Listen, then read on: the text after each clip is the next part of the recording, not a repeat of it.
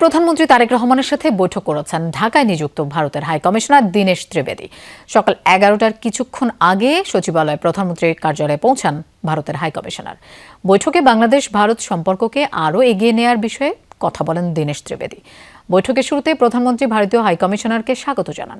High commissioner ঢাকায় গত 2 মাসের দায়িত্ব পালনের অভিজ্ঞতা প্রধানমন্ত্রীর কাছে তুলে ধরেন।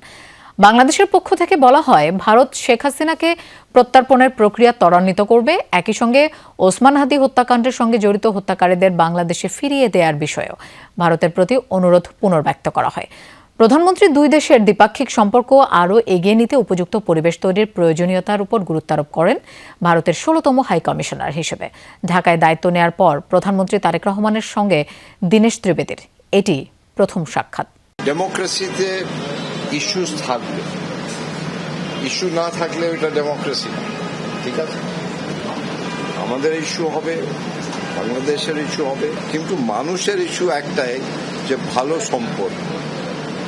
আর ভালো সম্পর্ক হলে একটি উইন উইন সিচুয়েশন। আর এইটা আমাদের যা হিস্টোরিক্যাল আছে ওইটা তো আপনি বদলাতে পারবেন না। আমাদের নেবারহুড তো বদলাতে পারবে না, হিস্ট্রি বদলাতে। আমি সবসময় বলি যে we don't only share the border, we share dreams.